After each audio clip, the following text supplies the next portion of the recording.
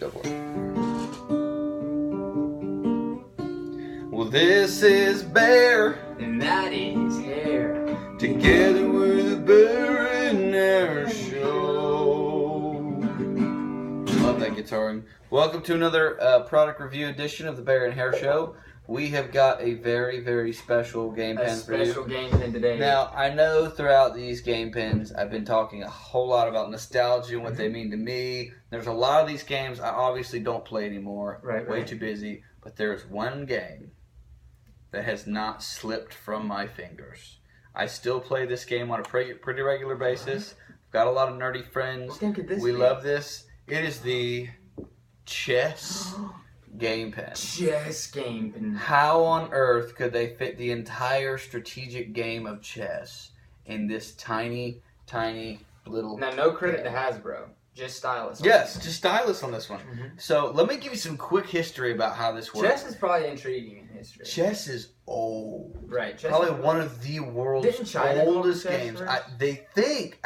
They do think that China came up with this one, but they think that it dates back way back into BC. But like the actual remnants of it date back to like the 6th century AD. I mean, we're talking. Now, like, what remnants do they find? Because I mean, you could find like a bone well, from a cow. I've seen I've seen pictures of like actual like original bone pieces of like kings and queens. Okay. And Because I was about to say you could rooks. really play chess with any item. That's true. That's true. But it started in China. It was given kind of to the who was it? The Arabs. Okay. And when Persia took that over, Persia took chess with it. Dang, they took them and their games. Yeah, exactly. They don't play no games. They obviously do love some games. That's true. And then as time went on, it became something that Arab culture, as far as I was doing some reading, and Islam has adapted a lot of chess in it. So like I don't know what has to do with the religion, but they said it's got a lot of Islamic culture to it. So it went on throughout the years, and obviously has taken many shapes and forms. But it's probably one of the more difficult board games. I've never learned how to play it. I'm a checkers kind of guy. In fact, I was reading, and they wanted it to be more of an art form than actual strategy. And so, but I disagree with that. It is strategy, but dude, when you see like professional chess players and they hit the buttons and the stuff, whole button, that to me is a little bit art. I mean, dude, that's. I really want to know how on earth they possibly fit the entire game. Just open it. You want to open this one? I don't feel like I do justice because I don't even know how to play. I'm going to teach you. We're going to teach Bear, or Hair Squared. You'll have to break it down because we're going to teach him how to play chess today. Yeah, I'll break it down really easily for you, really quickly. So we'll take that. So this is really cool. It looks like it matches the Scrabble game pen almost to a T. So you see how they both kind of have that thing at the end. They both have 3 compartments here. They both kind of have the same idea going on with them. Now I'm seeing a big difference. Is that let's see, the chess actually put its little name right there, and it says this chess micro. This is part of it. Yeah, this is Stylus's micro game. Yeah, micro game pens is what they call this one. It's not a Hasbro. So I'm gonna go ahead and open this up and let's see what she looks like. Because Stylus did micro game pen lines. I want to open up the middle and see what the board looks like. Oh yeah, okay. Do they have the little slider? It's got the slider. It's got the slider. Awesome. Whenever it decides it's going to work. There we go.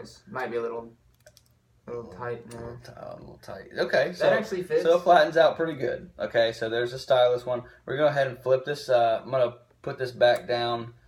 Take a look at the top here. What do we have? Oh, wow. Okay. Okay, so we literally have these little tiny versions.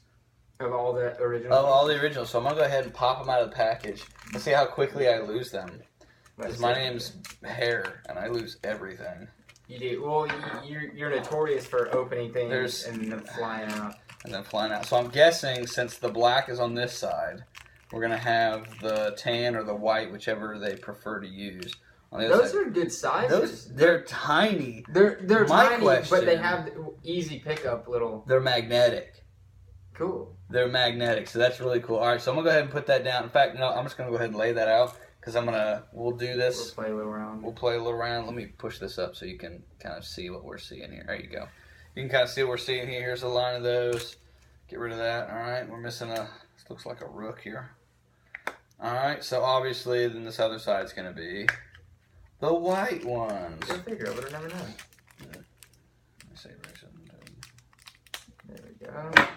Open these up. Yeah, they're very, very neat. And they're small, don't get me wrong, but at least they're way more accessible than like the Scrabble pieces. Oh, that's ridiculous. You know what little tiny squares of Satan. At least these you could actually play. It looks as if. So this is pretty dang cool. What is left in there? Is that a little like a booger? All right. Possibly. Could be. Thank you, Stylus Factory, for your boogers. All right, so here's what we're gonna do. We're gonna go ahead and lay them out. Let me show you how these are laid out, okay? Just in case those of you did not know. All right, so this is gonna be your side. This is gonna be my side. And I'll just show you how we do this. Okay, you always start out with the rook. Now the rook are your two little pieces that look like castles. Okay. All right, so you will stick those on each end. Go ahead. Come on each end. I love how magnetic they are because they do a pretty dang good job. All right, after the rook, you have your little horses. Those are called knights. And you'll put your knights on either side of the board next to your rook.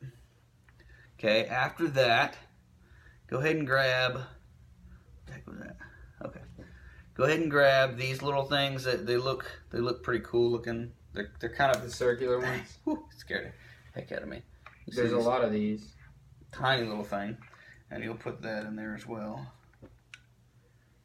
Next to, oh, I'm sorry, I didn't mean to hit you. Oh no, you grabbed the queen. That's the king you got there. That's not the rook. This is. Yeah, that's the rook. Alright.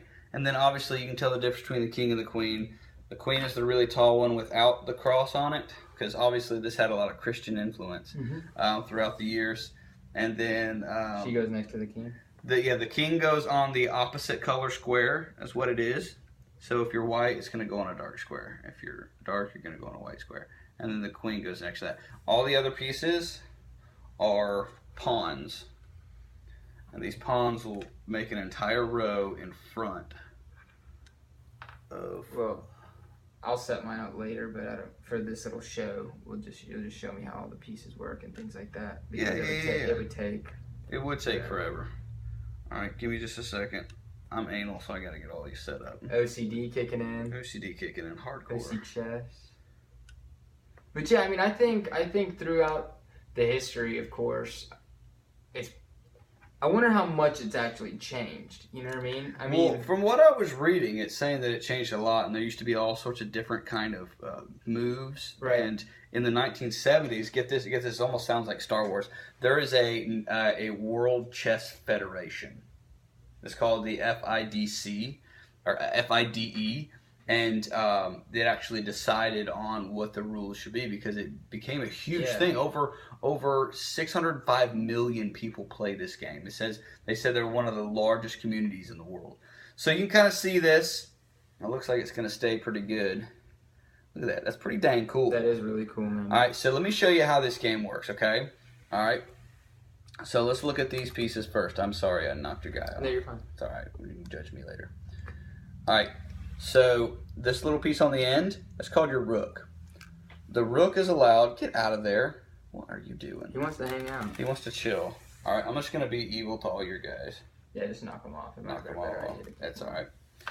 All right. So if you look here, all right, your rook is here on the end. Once you get the pawn out of the way, your rook can go as many spaces forward or to the side as possible, as it wants to. Forward, just in one move, you can go forward, and then the next move you can go sideways. All right, the next one is going to be your knight. Your knight this isn't going to make a whole lot of sense. You can always move 2 up and 1 over. I call it the L shape. You can always you could move your knight up this way and then right there, or you can move it over here. Or you could do it, 1 up and 2 over, but as long as there's a 1-2 combination there, That's how you can get. And there's all sorts of really cool things that the knight can do. What's the main objective? The main objective is to get to basically corner the king and to kill it. Wow, so this is very historical. Very historical. Yeah, it's a battle. This is literally a battlefield. All right, and so your bishop. Now this is your bishop, the third one in, and it has to stay on its respective color square, but it can move as many squares as soon as the pawns are out of the way. Now the knight is the only one that can skip over pawns. No other piece can skip over a pawn, but a knight can jump over a pawn. So maybe because it's a horse, I don't know. Yeah, that's but a bishop can move diagonally as many squares as it wants in one direction. So either way, and that goes for the other side as well. All these over here. All right. So this next one is your king. Now your king is almost like the most limited. Like king is basically he needs to be the most protected. Yeah, he's basically a pawn, basically. So your king can move. I take it back. He's not exactly like a pawn. He's like one step up from a pawn. Because he can move one direction in any direction he wants. Or he can move one space in any direction he wants. When, if there's someone trying to get him and he's one space away, he can jump, or he can kill that piece and take that piece, but he only gets one space. Queen can move any way she wants, any amount of squares she wants. So the queen is ultimately your most powerful tool on this table. And then, obviously, your pawns can move. The first time they can move 2. And then after that, they only move 1. But they can only attack diagonally. So there's a lot of strategy that's involved in this game. So this is pretty dang cool to have that is a good on synopsis.